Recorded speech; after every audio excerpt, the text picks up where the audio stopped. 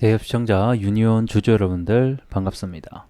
유니온 관련해서 여러분들이 투자하시면서 알고 계셔야 되는 이슈와 그 다음에 정보들 제공해 드리고 있는 멘토 이진욱입니다.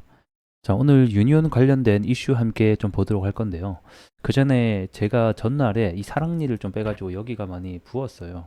그래서 오늘 좀 입을 많이 못 벌리는 관계로 발음이 조금 안 좋을 수 있다는 점 먼저 양해 말씀 드리고 시작하도록 하겠습니다. 자, 우리 유니온 하게 되면 대표적으로 이 히토류 관련주로 많이 알고 계시죠. 그렇기 때문에 이런 히토류 관련된 미중 무역 전쟁의 이슈를 계속해서 우리가 추적을 해봐야 된다. 이렇게 좀 설명을 드릴 수 있을 것 같고, 최근에 이 미국이 이 중국을 향해서 철관 관세라던가 이러한 미중 무역 카드에 따른 전쟁 그리고 이런 패권 경쟁이 좀 이렇게 심화될 수 있는 이슈들이 여러 가지가 나왔었죠. 그래서 그와 관련된 이슈들을 오늘 전반적으로 좀 함께 알아보는 시간 가져볼 거고요. 그래서 사실 미국 대선이 이번 11월 달까지 남아 있기 때문에 저는 이 11월 달까지는 여전히 재료가 유효하다 이렇게 또 보고 있고, 이슈 중에 하나가 이 미국 절반이 중국을 싫어한다, 또 이런 의미가 있거든요. 그래서 이런 얘기에 따라서 어떤 식으로 우리가 보면 좋을지 기술적인 분석으로서는 현재 추세가 밀집되고 있기 때문에 조만간 터질 수도 있는 자리지 않을까, 이런 부분들 오늘 하나씩 같이 함께 얘기해 보는 시간 가져보도록 하겠습니다.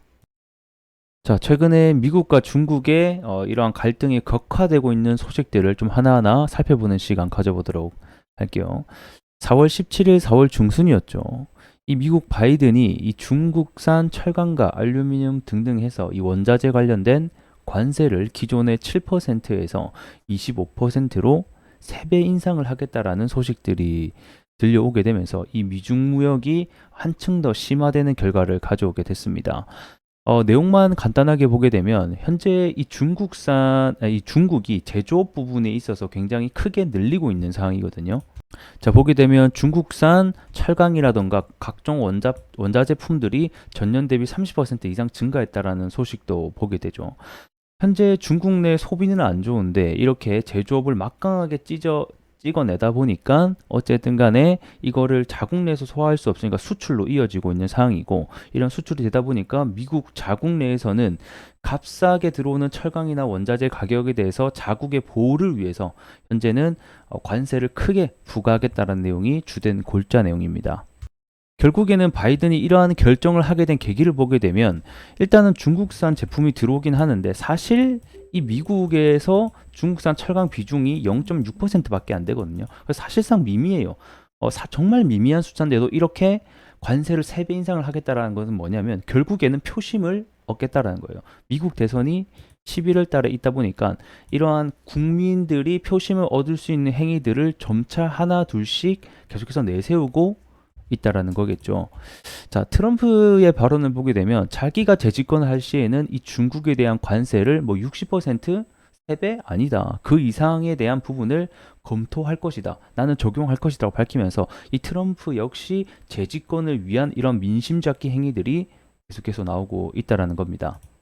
자, 해당 이슈들 때문에 철강주라든가 원자재, 알루미늄 등등에서 관련주들이 많이 올라가게 됐고, 더불어서 미중 전쟁이 심화된다라는 어떤 시장의 판단감 때문에 최근에 이 바닥을 기고 있었던 히토류 관련주들이라든가 미중 무역 관련주들 역시 다 함께 전반적으로 좀 상승이 나오면서 반등의 서막을 알리기도 했었죠.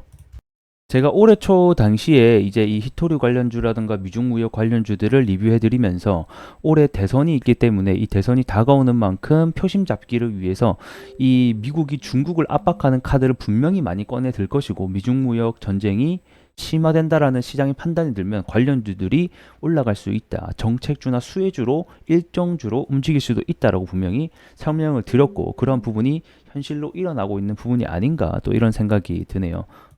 그래서 그런 미중 무역 전쟁은 사실 이제 히토류, 뭐 자원 이점을 이 부분뿐만 아니라 정방위 전 산업군에서 점점점 펼쳐지고 있다라는 겁니다.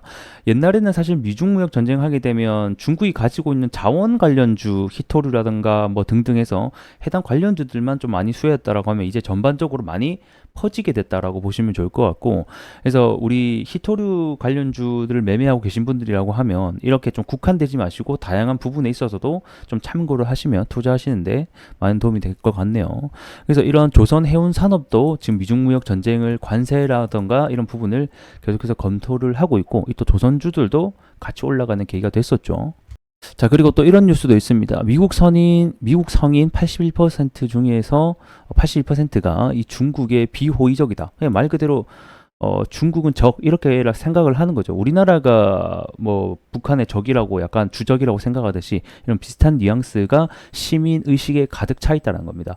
시민들이 이런 식으로 갖고 있다 보니까 대선을 치르는 대선 후보 입장에서는 중국을 견제하는 카드를 결코 쓰지 않을 수가 없다는 거죠.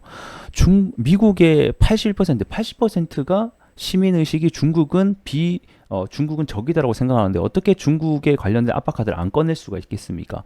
그래서 제가 말씀드린 게 결국 기간이 가면 갈수록 이런 중국에 대한 압박 카드를 미국은 계속해서 꺼내 들 것이고, 중국도 가만히 있지 않겠죠. 이에 대응한 또 자원 관련 카드를 충분히 앞으로 꺼내 들 수가 있다라는 겁니다. 그래서 내용을 간단하게 보게 되면 미국 성인 절반 가까운 숫자가 이 중국의 힘과 영향력을 제한한다라고 하는 것에 이게 최우선 과제가 되어야 된다라고 응답을 했다라는 겁니다.